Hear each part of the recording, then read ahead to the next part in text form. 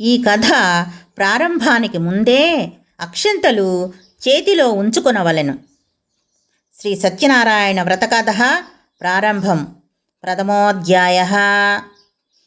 పూర్వము ఒకప్పుడు సౌనకాది మహామునులు కొందరు నైమిశారణ్యమున కూడుకున్నవారై సూతమునిని చూచి ఇట్లడిగిరి: ఏ వ్రతము చేసినా, ఏ తపస్సు చేసినా కోరిన కోర్కెలు ఫలములు సిద్ధించునో అట్టి దానిని తెలుపుము అని ఆ మహామునులు సూతుల వారిని కోరిరి. అందులకు ఆ సూత మహాముని: ఓ మునులారా, పూర్వము ఒకప్పుడు నారదుడు శ్రీ మహావిష్ణువును ఇదే విధంగా కోరగా ఆ శ్రీహరి ఆనతిచ్చిన విషయమును మీకెరింగించెదను, శ్రద్ధగా వినుడు అని ఇట్లు చెప్పతొడంగెను. పూర్వము ఒకప్పుడు నారద మహాముని సకల లోకములు తిరుగుచూ మార్గదేశమున భూలోకమునకు వచ్చెను. నారద మహాముని భూలోకమున మానవులు పడుతున్న కష్టములను చూచి వీరికి ఈ కష్టములు ఎట్లు తొలగును అని ఆలోచించుచూ విష్ణులోకమునకు వెళ్ళెను. నారద మహాముని విష్ణులోకంలో చతుర్భుజుండును, తెల్లని శరీర ఛాయ కలవాడును, శంఖము, చక్రము, గద, పద్మము మొదలగు అలంకారములు గలవాడును అగు ఆ శ్రీహరిని చూచి ప్రార్థించెను.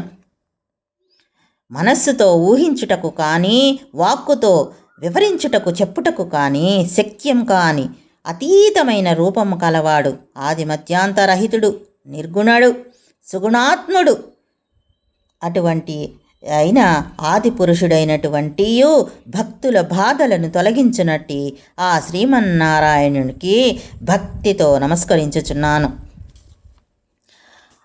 ఆ శ్రీహరి ఆ స్తోత్రమును విని నారద మహామునితో ఇట్లనియే: ఓ నారద మహాముని, నీవు వచ్చిన కారణమేమి? నీ కోరిక తీర్చెదను, చెప్పుము అనెను. అప్పుడు నారదుడు శ్రీ మహావిష్ణువును చూచి: ఓ జగద్రక్షక, భూలోకమున మానవులు నానా యోనులను బట్టుచూ నానా విధములైన కష్టములను అనుభవించుచున్నారు. వారలకు ఆ కష్టములు ఎట్లు తొలుగును? అందుకేదైనా ఉపాయం తెలిపి అనుగ్రహింపవే అని ప్రార్థించెను. అందులకు శ్రీహరి ఇట్లు చెప్పతొడంగెను: నారద మహాముని, నీవు లోకహితార్థమై చక్కని విషయము అడిగితివి. అందులకు ఒక వ్రతము కలదు, అది సత్యనారాయణ వ్రతము.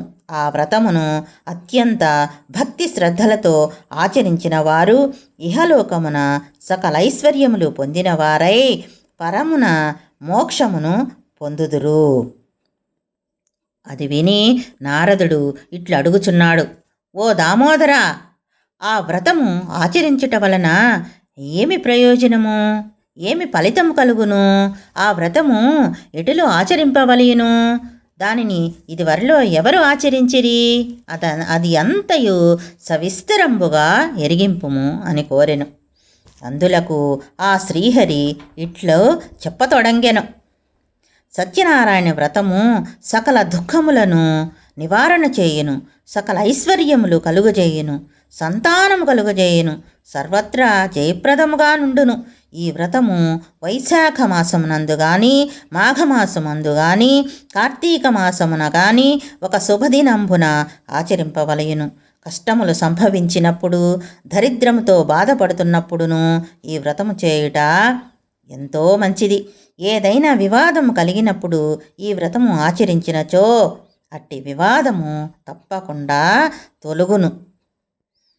నారద మహాముని, ఈ వ్రతమును శక్తి గలవారు ప్రతి నెలా ఆచరించవచ్చును, లేదా సంవత్సరమునకు ఒక మారైనను చేయవచ్చును. ఎవరి శక్త్యానుసారముగా వారు చేయవచ్చును.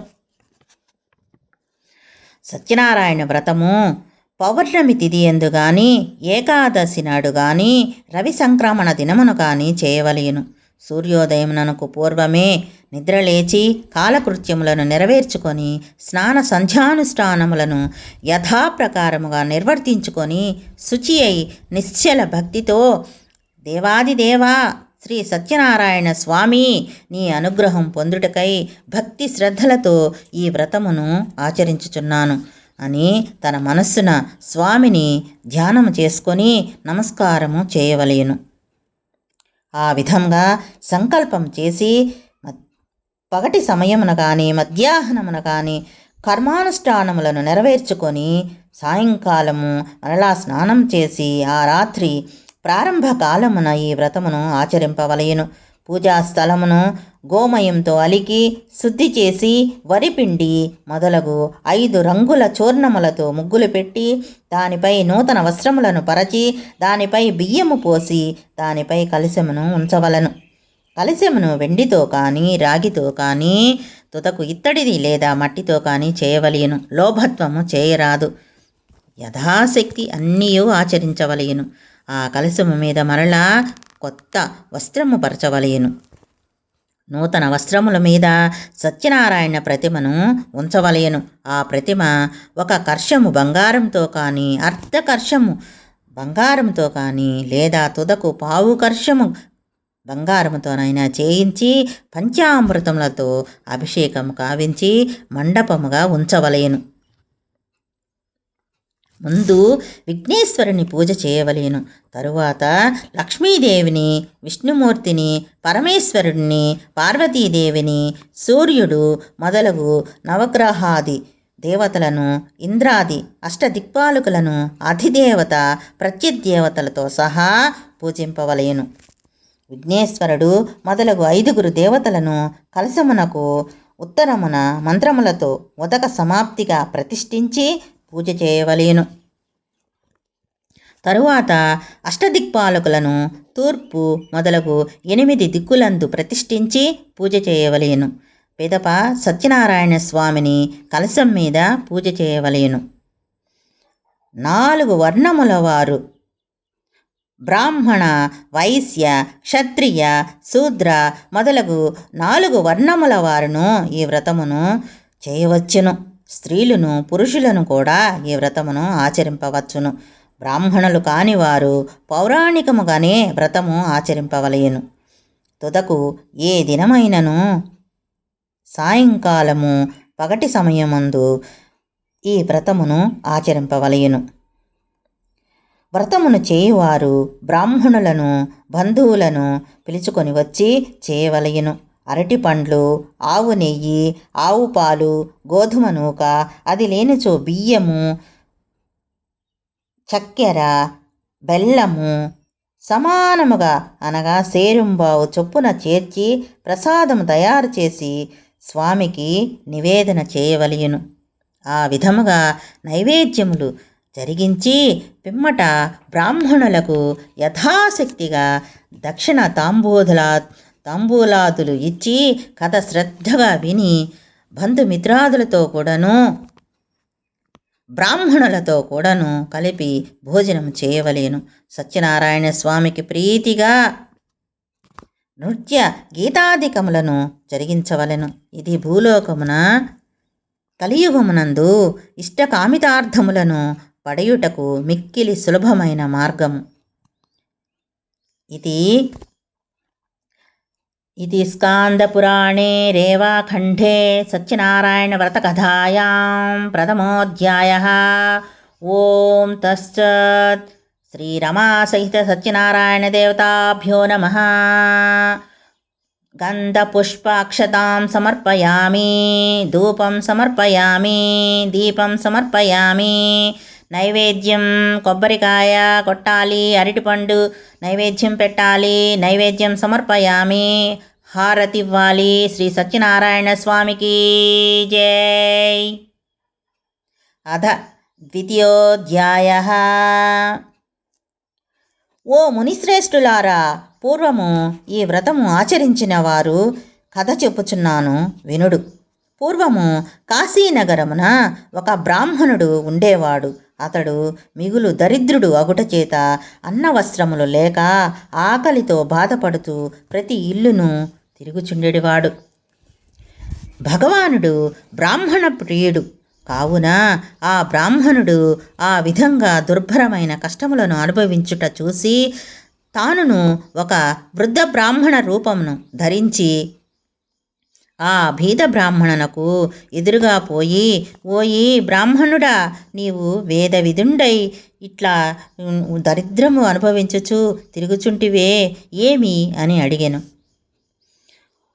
ఆ బ్రాహ్మణోత్తముడు ఇలా అన్నాడు, ఓ ప్రభూ, నేను మిక్కిలి దరిద్రుడను, భిక్షాటన చేసి జీవించుచున్నాను, చాలా కష్టములు పడుచున్నాను, నా దరిద్రము పోవుటకు ఏమైనా ఉపాయం చెప్పుము అని ఆ బ్రాహ్మణుని అడిగాను. ఆ బ్రాహ్మణుడ, సత్యనారాయణ స్వామి శ్రీహరి అవతారమై ఉన్నారు. ఆ దేవుని సేవించినచో నీ కష్టములెల్లా తొలగిపోవును. ఆ సత్యనారాయణ వ్రతమును ఆచరింపుము అని చెప్పాను.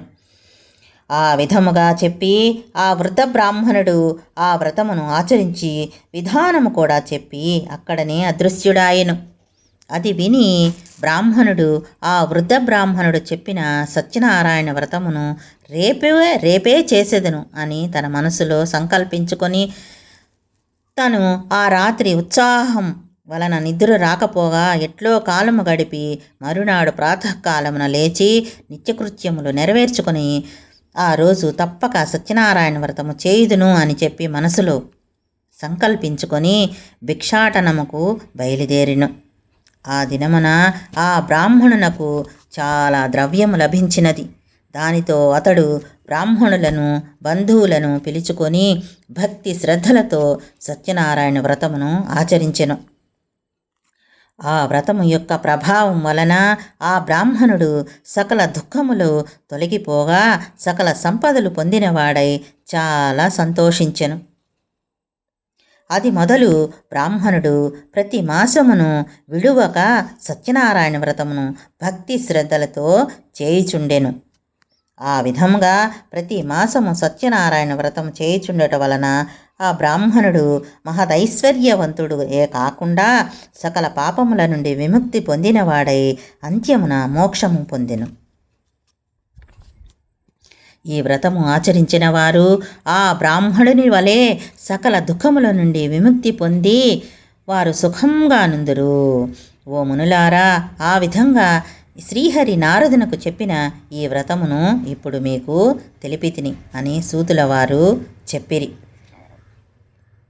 మరలా ఆ మునులు సూతుల వారితో ఇట్లనిరి, ఓ మహాత్మా, ఆ బ్రాహ్మణుని వలన విని ఎవరి వ్రతం చేశారు, అది ఎంతయో సవిస్తరముగా తెలుపమని కోరిరి. సూతుల వారు ఇట్లు చెప్పుచున్నారు, ఓ మునులారా, ఆ వ్రతము ఎవరెవరిచే చేయబడినదో చెప్పుచున్నాను వినుడు. ఒకప్పుడు ఆ బ్రాహ్మణుడు భక్తి శ్రద్ధలతో ఈ వ్రతము చేయుచుండెను. బంధువులు స్వజనులు వచ్చి ఆనందంతో వ్రతకథ వినుచుండిరి. ఆ విధముగా బ్రాహ్మణుడు వ్రతము చేయుచుండగా కట్టెలు అమ్ముకొని జీవించువాడు ఒకడు వచ్చి కట్టెల కావడి వీధిలో ఉంచి లోపలికి వచ్చి ఆ వ్రతము చూచెను. కట్టెలనమ్ము అతడు మిగులు ఆకలి దప్పులతో నుండియు బ్రాహ్మణుడు చేయుచున్న అంతయు చూచి, ఓ మహాత్మా, మీరు చేయుచున్న వ్రతము ఏమిటి? ఈ వ్రతమును చేసిన ఏమి ఫలితము వచ్చును? దయతో విషయమంతయు నాకు సవిస్తరముగా తెలుపుండని ప్రార్థించెను. ఓయి, ఇది సత్యనారాయణ వ్రతము. ఈ వ్రతమును ఆచరించిన వారికి సకల కోరికలు సిద్ధించును, సకల ఐశ్వర్యములు కలుగును. ఆ బ్రాహ్మణుడు ఆ విధంగా చెప్పగా ఆ కట్టెలమ్ము వాడు మిగులు సంతోషించి దాహము తీర్చుకొని ప్రసాదమును గ్రహించి భోజనం చేసిన పిమ్మట ఇంటికి వెడలిపోయెను. కట్టెలమ్ము అతడు సత్యనారాయణ వ్రతం చేయుటకు నిశ్చయించుకొని మరునాడు పుల్లలు కావిడి భుజంపై పెట్టుకొని ఈ దినమున ఈ పుల్లలు అమ్మిన ధనము వెచ్చించి సత్యనారాయణ వ్రతం చేసేదను అని సంకల్పించుకొని పట్టణంలోనికి బయలుదేరిను. కట్టెలమ్ము అతడు ఆ దినమున ధనవంతులు ఉన్న వీధికి పోయి అమ్మగా అక్కడ కట్టెల కావడికి పూర్వదినము కంటే రెట్టింపు ధనము వచ్చెను. అందులకు అతడు మిగిలి సంతోషించి అరటి పండ్లు, చక్కెర, నేయి, పాలు, గోధుమ నూక మొదలగునవి తీసుకొని ఇంటికి చేరెను. తరువాత అతడు తన బంధుమిత్రాదులను ఆహ్వానించి యథావిధిగా సత్యనారాయణ స్వామి వ్రతము ఆచరించెను. ఆ వ్రత ప్రభావం వలన అతడు ధనమును, పుత్రులను, పుత్రికలను, సంతోషమును పొంది జీవితకాలము అంతయు సకల సుఖములు అనుభవించి అంతమున స్వర్గలోకమును పొందెను. इति स्कान्दपुराणे रेवाखण्डे सत्यनारायणव्रतकथायां द्वितीयोऽध्यायः। ॐ तत्सत्। श्रीरमासहितसत्यनारायणदेवताभ्यो नमः। गन्धपुष्पाक्षतां समर्पयामि, धूपं समर्पयामि, दीपं समर्पयामि. నైవేద్యం కొబ్బరికాయ కొట్టాలి, అరటిపండు నైవేద్యం పెట్టాలి. నైవేద్యం సమర్పయామి, హారతి ఇవ్వాలి. శ్రీ సత్యనారాయణ స్వామికి జై. అదః తృతీయోధ్యాయః. ఓ మునిశ్రేష్ఠులారా, ఇంకొక కథ చెప్పేదను వినుడు. పూర్వము ఉల్కాముఖుడు అనే ఒక రాజు కలడు. అతడు ఇంద్రియములను జయించి సత్యవంతుడు. అతడు ప్రతిదినము దేవాలయమునకు పోవచ్చు బ్రాహ్మణులకు విశేష ధనము ఇచ్చి సంతోషపెట్టుచుండును. అతని భార్య చాలా సుగుణవతి, సౌందర్యవతి, ఉత్తమురాలు, మంచి గుణము కలది. ఆ దంపతులకు ఒకనాడు భద్రశీల నది తీరమున సత్యనారాయణ వ్రతము ఆచరించిరి. ఆ రాజు ఇట్లు వ్రతం చేయుచుండగా సాధువను ఒక వైశ్యుడు అనంతమైన ధనముతో ఒక పడవను నింపుకొని వ్యాపారమునకై ఆ మార్గమున పోవచ్చు. రాజు చేయుచున్న వ్రతమును చూచి తన పడవను ఒడ్డునకు పెట్టి రాజు యొద్దకు పోయి ఇట్లు అడిగెను. ఓ రాజా, నీవిప్పుడు చేయుచున్న వ్రతము ఏమిటి? సవిస్తరముగా నాకు తెలుపమని కోరుచున్నాను. దయతో నాకు చెప్పుము అని కోరెను. వైశ్యుడు అట్లు అడుగగా ఆ రాజు ఇట్లు చెప్పెను. ఓయి పుత్రులను పొందుటకై నేను ఈ వ్రతము సత్యనారాయణ వ్రతము చేయుచున్నాము అని చెప్పి ఆ వ్రతము ఆచరించే విధానము కూడా తెలిపెను. వైశ్యుడు రాజు చెప్పినదంతయు విని, ఓ రాజా, నాకును సంతానం లేదు కనుక నేనును ఈ వ్రతము ఆచరించి సంతానమును బడయుదును అని పలికెను. పిదప ఆ వైశ్యుడు తన వ్యాపారము పూర్తి చేసుకొని తిరిగి తన స్వగ్రామం చేరుకొని వాడై సత్యనారాయణ వ్రత ప్రభావమున తన భార్య అయిన లీలావతికి చెప్పి, మనకు సంతానము కలిగినచో ఈ వ్రతమును తప్పక ఆచరించెదను అని ప్రతిజ్ఞ చేసెను. ఒక దినమున లీలావతి ధర్మపరాయణ అయి భర్తతో సుఖించి గర్భవతి అయి 10వ మాసమున ఒక కుమార్తెను కనెను. ఆ వైశ్య దంపతులు తమ కుమార్తెను కళావతి అని పేరు పెట్టి అల్లారు ముద్దుగా పెంచుచుండిరి. ఆ కళావతి శుక్లపక్ష చంద్రుని వలె దినదిన ప్రవర్ధమానమగుచుండును, దేదీప్యమాన్యంగా వెలుగొందుతూ ఉండేది. అప్పుడు లీలావతి భర్తను చూచి, నాథా, మనము సంతానం కలిగినచో సత్యనారాయణ స్వామి వ్రతము చేసేదనని ప్రతిజ్ఞ చేసిదిరి కదా. మనం సంతానము కలిగినది కనుక వ్రతము చేయుడు అని అనెను. అందులకు అతడు, అమ్మాయి వివాహకాలంలో వ్రతం చేసేదను అని అప్పటికి ఆమెకు సమాధానం చెప్పి వ్యాపారమునకై పట్టణమునకు పోయెను. తరువాత కొంతకాలమునకు కళావతికి యుక్త వయస్సు వచ్చుట చూచి ఒక దూతను పిలిపించి, నీవు పోయి అమ్మాయికి తగిన వరుణ్ణి వెతికి చూసి తీసుకురమ్ము అని చెప్పి పంపెను. ఆ సాధువు అను వైశ్యుడు అట్లు చెప్పగా ఆ దూత వెంటనే కాంచన నగరమునకు పోయి యోగ్యుడైనటువంటి ఒక వైశ్య కుమారుని చూచి తీసుకొని వచ్చెను. అతడు అన్ని విధములా తన కుమార్తెకు తగినవాడు ఉండుట చేత సాధువు ఆ వైశ్య కుమారునికి తన కుమార్తె అయిన కళావతిని ఇచ్చి మహావైభోగంగా పెండ్లి చేసెను. ఆ ఆనందములో నుండి ఆ వైశ్యుడు శ్రీ సత్యనారాయణ వ్రతము విషయమే మరిచిపోయెను. అందులకు శ్రీ సత్యనారాయణ స్వామికి ఆ వైశ్యునిపై కోపము వచ్చెను. అప్పుడు వ్యాపారమున బహు నిపుణుడైనటువంటి ఆ వైశ్యుడు అల్లునితో కూడా వ్యాపార నిమిత్తము బయలుదేరి సముద్ర తీరమున గల రత్నసానుపురమునకు పోయెను. ఆ రత్నసానుపురమును చంద్రకేతు మహారాజు పరిపాలించుచుండెను. సాధువు తన వ్రతము చేయకుండుట చూచి శ్రీ సత్యనారాయణ స్వామి కోపించిన వాడై అతనిని శపించెను. వీనికి దారుణమైన కఠిన దుఃఖములు కలుగుగాక అని శపించెను. ఆ రాత్రి దొంగలు రాజుగారి ధనాగారము నుండి కొంత ధనము అపహరించి ఆ వర్తకులు ఉన్న చోటికి చేరుకొనిరి. రాజభటులు ఆ దొంగలను పట్టుకొనుటకు నలుమూలలు వెతుకుచూ తమ దగ్గరకు వచ్చుచుండుట చూచి ఆ దొంగలు ఆ ధనమును ఆ వర్తకుల చెంత వదిలి పారిపోయిరి.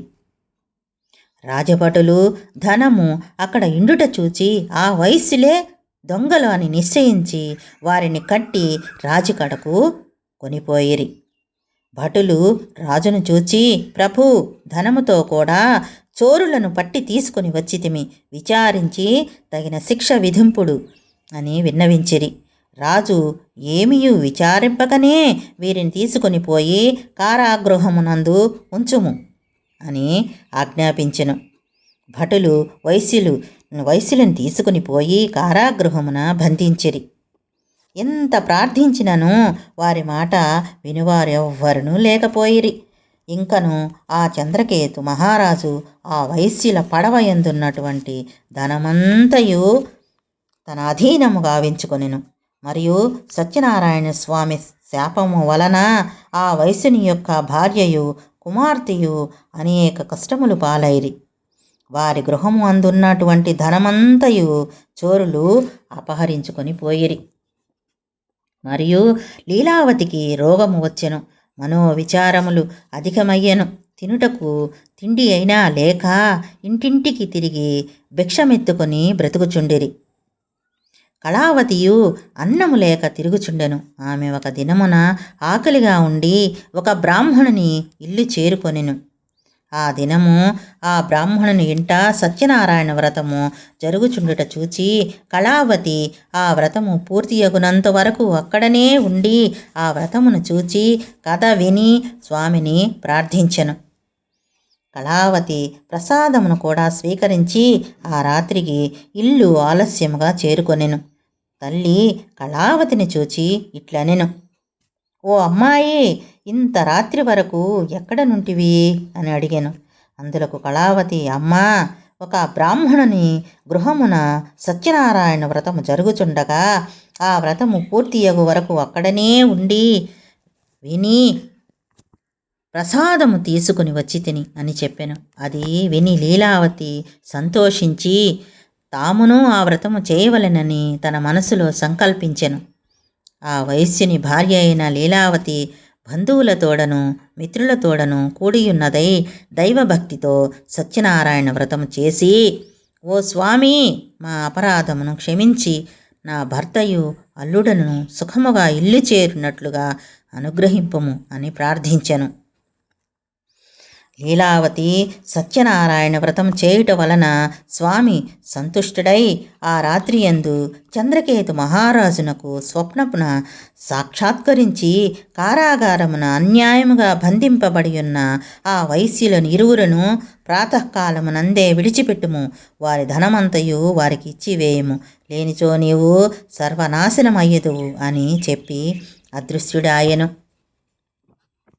మరునాడు సూర్యోదయముననే వెంటనే రాజు మంత్రి పురోహితాదులను పిలిపించి సభ ఏర్పాటు చేసి రాత్రి తనకు వచ్చిన కళ సభలోని వారందరికీ చెప్పి ఆ వైశ్యులను వెంటనే బంధ విముక్తులను చేసి ఇటు తీసుకుని రండని భటులకు ఆజ్ఞాపించెను.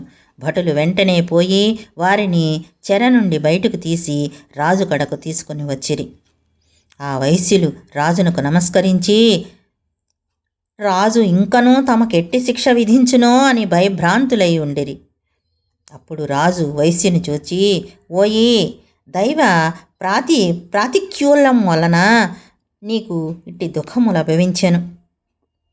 అనుభవించెను కాబట్టి ఇంకా మీకు భయమేమీ లేదు, మిమ్ములను విడిచిపెట్టుచున్నాను అని చెప్పి రాజు వారికి క్షురాధికము చేయించి కట్టుకొనుటకు నూతన వస్త్రములు ఇచ్చి సంతోషపరిచెను. ఇంకను రాజు వారికి అనేక విధములైన గౌరవించి తాను స్వాధీనం చేసుకొనిన దానికి రెట్టింపు ధనము ఇచ్చి సంతోషపెట్టెను. ఇంకను ఆ చంద్రకేతు మహారాజు వారిని ఆదరంతో ఇక సుఖముగా మీరు ఇంటికి పోవచ్చును అని చెప్పెను. వైశ్యులు రాజునకు నమస్కరించి అనేక విధముల కొనియాడి తమ దారిని పోయిరి. ఇది స్కాందపురాణే రేవాఖండే సత్యనారాయణ వ్రతకథాయాం తృతీయోధ్యాయః. ఓం తస్సత్. శ్రీరమాసహిత సత్యనారాయణ దేవతాభ్యో నమః. గంధపుష్పాక్షతాం సమర్పయామి, ధూపం సమర్పయామి, దీపం సమర్పయామి. నైవేద్యం కొబ్బరికాయ కొట్టాలి, అరటిపండు నైవేద్యం పెట్టాలి. నైవేద్యం సమర్పయామి, హారతి ఇవ్వాలి. శ్రీ సత్యనారాయణ స్వామికి జై. అధః చతుర్థోధ్యాయః. పిదప ఆ వైశ్యులు త్రోవలో తీర్థయాత్రలు సేవించుచు బ్రాహ్మణులకు అనేక దానములు చేయుచు తమ నగరమునకు పోవుటకై బయలుదేరిరి. వారు సముద్రమున ఆ విధంగా కొంత దూరము ప్రయాణం చేసిన తరువాత శ్రీ సత్యనారాయణ స్వామి సన్యాసి రూపము ధరించి ఆ వైశ్యుల కడకు వచ్చి, ఓ వైశ్యులారా, మీ పడవ అందున్నటువంటి సామానులు ఏమిటి అని అడిగాను. ఆ మాటలు విని వైశ్యులు ధనగర్వంతో ఉన్నవారు కావున పరిహాసం చేయుచు నవ్వుచు, ఓ సన్యాసి, మా పడవలో ఏమున్నదో నీకెందులకు? మా ధనమును అపహరించుటకు ఆలోచించుచుంటివా? పడవలో ఆకులు అలములు తప్ప మరేమీ లేవు, పో అని బదులు చెప్పిరి. ఆ సన్యాసి అది విని అట్లే యగుగాక అని చెప్పెను. ఆ విధముగా చెప్పి ఆ సన్యాసి అక్కడి నుండి వెడలిపోయి కొంచెము దూరము పోయి ఒక చెట్టు క్రింద కూర్చుండెను. పిదప వైశ్యుడు నిత్యకృత్యమును నెరవేర్చుకొని పడవలోనికి చూచి తెల్లబోయెను. బరువు తగ్గి పడవ పైకి తేలియాడుచుండెను. ఆ వైశ్యుడు తన పడవలో ధనముతోనున్న సంచులకు బదులు ఆకులు అలములు ఉండుట చూచి మూర్ఛిల్లి కొంతసేపటికి తెలివి తెచ్చుకొని విలపించసాగెను. అప్పుడు అల్లుడు మామను చూచి, ఏడ్చుట వలన ఏమి ప్రయోజనమున్నది? సన్యాసి శపించెను కనుక మనకు ఇట్లయినది. ఇక ఏమి చేసినను ఆ సన్యాసియే చేయవలెను కనుక ఆయనకు ప్రార్థించుట మంచిది. ఇలా చేసిన ధనము లభించును అని చెప్పెను. ఆ వైశ్యుడు అల్లుని మాటలు విని పరుగున ఆ సన్యాసి వద్దకు పోయి సాష్టాంగ నమస్కారం చేసి, ఓ మహాత్మా, అజ్ఞానుడను అవివేకి అయి మీతో నేను పరిహాసముగా మాట్లాడి తిని, నా అపరాధం క్షమించి నన్ను రక్షింపుడు అని అనేక విధములుగా ప్రార్థించెను. అప్పుడు ఆ సన్యాసి ఆ వైశ్యుని చూచి, ఓయి, నా వ్రతము అనగా సత్యనారాయణ స్వామి వ్రతము చేయుదునని చెప్పి ఆ వ్రతము చేయకపోవుట వలననే నీకిట్టి బాధలు కలిగెను అని చెప్పెను. ఆ వైశ్యుడు ఆ సన్యాసిని చూచి, స్వామి, ఈ లోకమంతయు నీ మాయ వలన నిండియున్నది. బ్రహ్మాది దేవతలు కూడా నిన్ను గ్రహింపచాలరు. ఇంక నేనెంతటి వాడను? నాపై కరుణ చూపుము. నా ధనము నాకు లభించినట్లు చేసి నన్ను రక్షింపుము అని అనేక విధముల ప్రార్థించెను. అందులకు సంతుష్టుడై సత్యనారాయణ స్వామి మరలా ఆ పడవలో వర్తకునికి ధనమంతయు ఉండునట్లు వరమిచ్చి అంతర్ధానమయ్యెను. తరువాత వైశ్యుడు పడవనెక్కి చూడగా తన ధనమంతయు యథాప్రకారంగా ఎక్కడిదక్కడ ఉండెను. సత్యనారాయణ స్వామి అనుగ్రహం వలన తన ధనము లభించినందులకు సంతోషించి తన సొంత నగరమునకు పోవుటకు మరలా బయలుదేరెను. తరువాత వైశ్యుడు అల్లుడా, అదే మన రత్నపురం అని చెప్పెను. తమ రాక భార్యాపుత్రికలకు తెలిపి రమ్మని దూతను పంపెను. ఆ దూత నగరమునకు పోయి లీలావతిని చూచి, అమ్మా, మీ భర్తయు మరియు అల్లుడు వచ్చి ఉన్నారు, పడవ ఇప్పుడే చేరింది అని చెప్పెను. లీలావతి ఆ దూత మాటలు విని చాలా ఆనందించి, అమ్మాయి, సత్యనారాయణ వ్రతము త్వరగా ముగించి రమ్ము, నేను పడవ దగ్గరకు పోవుచున్నాను అని కుమార్తెను తొందర చేసి బయలుదేరి వెళ్ళెను. అంత కుమార్తె పూజ పూర్తిగానే చేసినది, కానీ ఆ తొందరలో ప్రసాదము పుచ్చుకొనుట మరిచిపోయినది.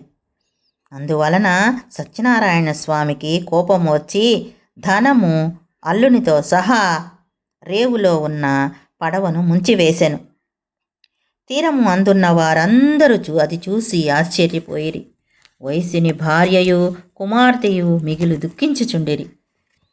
వారందరూ అట్లు దుఃఖించుచుండగా తల్లి తన కుమార్తెను చూచి విలపించుచు, అల్లుడా, చూచుచుండగానే నావతో కూడా మునిగిపోయితివి కదా, ఇది అంతయు శ్రీ సత్యనారాయణ స్వామి యొక్క మహత్యము అని తలుచుకొనుచు కుమార్తెను కౌగిలించుకొని విలపించసాగాను. కళావతి తన భర్త చనిపోవుట చూసి అతని పాదుకులను గైకొని వాటితో సహగమనము చేయుటకు సిద్ధపడెను. వైశ్యుడు అది చూచి దుఃఖించుచు, ఇది అంతయు సత్యనారాయణ స్వామి మహత్యమే కానీ వేరొకటి కాదు అని నిశ్చయించుకొని, ఇక నా శక్తి అనుసరించి ఆ స్వామిని కొలిచెదను అని నిశ్చయించుకొనెను. అందరను పిలిచి తన అభిప్రాయం చెప్పి స్వామికి సాష్టాంగ నమస్కారం చేసి వేడుకొనెను. అంత సత్యనారాయణ స్వామి వైశ్యునిపై కరుణ వహించి, ఓ వైశ్యుడా, నీ కుమార్తె ప్రసాదము భుజింపకుండగానే భర్తను చూచుటకు వచ్చినది. ఆమె ఇంటికి పోయి ప్రసాదమును స్వీకరించి తీసుకొని వచ్చినచో అంతయు శుభమగును అని చెప్పెను. ఆ విధంగా ఆకాశవాణి పలుకులు వినబడిన మాటలు విని కళావతి వెంటనే ఇంటికి పోయి స్వామి ప్రసాదము స్వీకరించి వచ్చెను. సత్యనారాయణ ప్రసాదము భుజించి వచ్చెను. ఆమె తిరిగి సముద్రమునకు వచ్చేసరికి తన భర్త నావతో కూడా పైకి తేలియాడుచుండెను. అది చూచి అందరూ చాలా ఆనందించిరి. అప్పుడు కళావతి తండ్రిని చూచి, తండ్రి, ఇక ఆలస్యం ఎలా చేసేదవు, ఇంటికి పోవదము రమ్ము అనెను. అప్పుడు ఆ వైశ్యుడు బంధుమిత్రాదులతో కలిసి అక్కడనే సత్యనారాయణ వ్రతము ఆచరించి పిమ్మట సుఖముగా ఇల్లు చేరుకొనెను. తరువాత ఆ వైశ్యుడు బ్రతికియున్నంత కాలము పౌర్ణమి తిథి యందును రవి సంక్రమణ దినమందును శ్రీ సత్యనారాయణ స్వామి వ్రతము చేయుచు జీవితాంతము వరకు సకల సుఖములు అనుభవించి అంత్యమున స్వర్గమును పొందెను. ఇది స్కాందపురాణే రేవాఖండే సత్యనారాయణ వ్రతకథాయాం చతుర్థోధ్యాయః. ఓం తత్సత్. గంధపుష్పక్షతాం సమర్పయామి, ధూపం సమర్పయామి, దీపం సమర్పయామి, నైవేద్యం కొబ్బరికాయ కొట్టాలి, అరటిపండ్లు నైవేద్యం పెట్టాలి, నైవేద్యం సమర్పయామి, హారతి ఇవ్వాలి. శ్రీ సత్యనారాయణ స్వామికి జై.